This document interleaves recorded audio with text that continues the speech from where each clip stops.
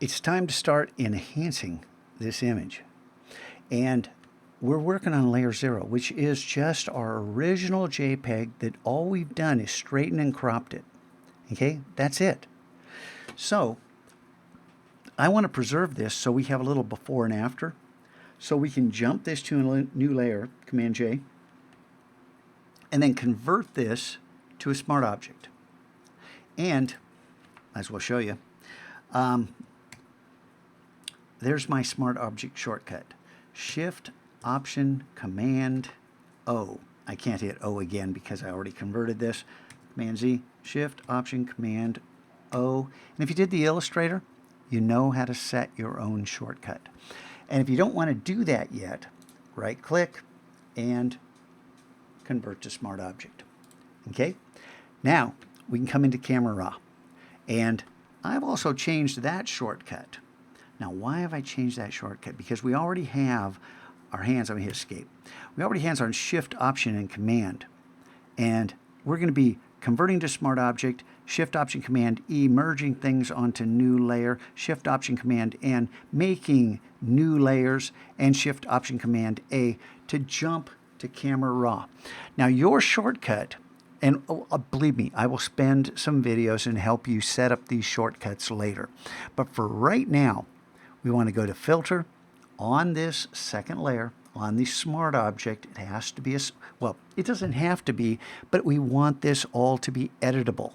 We don't want to affect the pixels. That's what smart objects are great at. And I think yours just says Shift Command A. Okay? So, like I said, there's a reason for changing it. And here we zoom in on this in Camera Raw, and we've got lots of things to do. But number one, this image is kind of out of focus. It's always good to have this at 100%, and so you can see the actual pixels. Because once you zoom in, you're going to get some fuzziness naturally in Photoshop. Now, sharpening, and again, we're starting out basic, so the detail right here, and how much do we want to sharpen? And we just click and drag on this amount up here and start pulling it over. I mean, you can pull it all the way, and you're going to start getting halos, and it's a little too much in places, and you start getting really a lot of grit that's being highlighted. So that's kind of a mistake. So we just pull it up, and you look for kind of a happy medium. Maybe pump the luminance up a little bit. And it's not changing the luminance, it's changing the luminance of the pixels you're sharpening. And I'll just, we'll talk about this later, what the radius means and all that. Pump the detail. And then hit the letter P. Before, after. Now, I don't know if you can see the difference, but I can certainly see the difference right there in that detail starting to be pulled out. This is one of those season to taste things, and you just spend some time doing it. Now I'm going to come over here, and I'm not going to spend a lot of time. And remember I told you, this is a Scott Kelby trick, the president of Photoshop professionals of users, I don't know, Photoshop users professional group. I can't even remember what it's called anymore. But Scott, he's the man when it comes to Photoshop, and he says, well, I always click auto just to see what will happen. Don't tell anybody I do that. And if it works, great, keep it. If it doesn't, click default. And I didn't think that did anything great. But what I do know is I want some more density here, and I want some more brilliant colors. And we can pull dehaze up, pull clarity up. Now this is going to do a little bit like sharpening. Clarity's finding edges. And then maybe touch that vibrance up a little bit. And now hit the letter P to preview. That's our before. That's our after.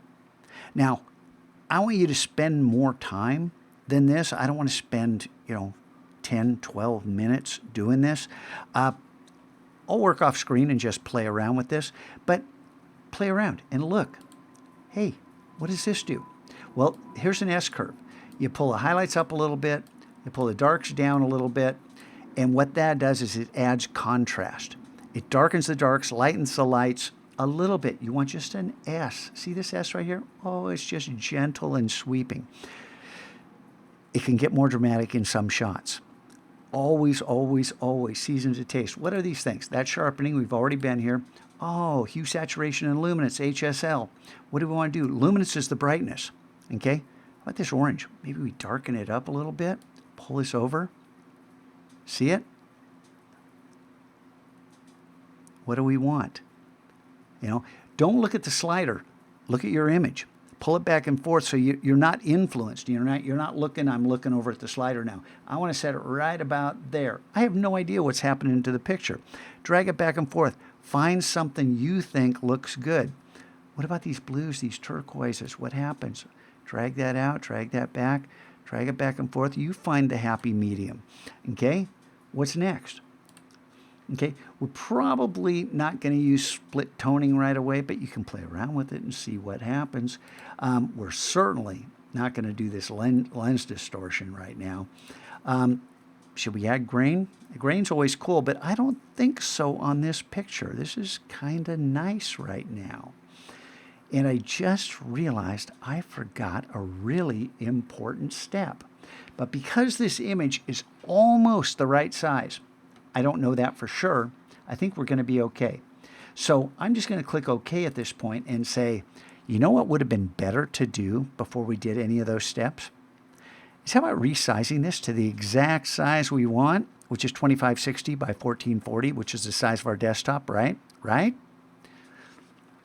Option Command I, image, image size. Now we're going to go image, image size and image canvas size 500 times this year or more. Image, image size, Option Command I. Start practicing that. Option Command I. Remember I told you 2560? Well, look at this. It's 2471. We have to upsample this. This would have been better to do before we did anything else. You know, sometimes you make mistakes. Now, in a perfect world, I'd throw this layer away, resize this one, come back and re-record this video. But I think it's better to make a mistake in front of you and saying, geez, what a bonehead. I'm going to keep this video, then I'm going to delete this layer, and I'm going to go back and I'm going to do it right off camera. So it's okay to resize it at this point. But I'll tell you right now, you'll learn more by doing exactly what I'm going to do. And that is not change this. But I'm going to go ahead and change it if you say, Scotch, I don't want to do that again. The point is not following the instructions. The point is learning the skill sets, becoming familiar with the tools, learning how to use Photoshop like a knife and fork. You don't have to think about what you're doing. You can cut whatever it is you're trying to eat. You can pick it up with that fork and not shove the fork in your eye because you know where your mouth is, because you practiced. You practice so you don't stick the fork in your cheek. It's always good to practice. But for right now, I'm going to say 2560. Hit tab. And notice this went to 1439. This is supposed to be 1440. Okay, this is a good thing because this does happen occasionally, as it happened with many of your portraits. So if this is too small, forget it. Change this to 1440 and notice that this changed to 2562. Make sure your resample's on, preserve details 2.0, and reduce noises all the way up. Click OK. Okay, Photoshop resize that. Option Command I, and hey, look, 2562. We need to get rid of 2 pixels. Should we change it right here? Well, if you try to change it right here, isn't the height going to change to 1439? Cancel. And yes, you could unleak those and do that, but then you would be distorting this image. What you want to do is reduce 2 pixels on the canvas size. Image, canvas size. And now we want change the height and width to pixels if it wasn't already there. We want to change the width. We want to take 2 pixels off the width. Now, normally I would say move this to one side or the other. But what side do we want to take 2 pixels from? Notice this black right here? It's actually kind of cool. This blue over here. We could take it from both sides.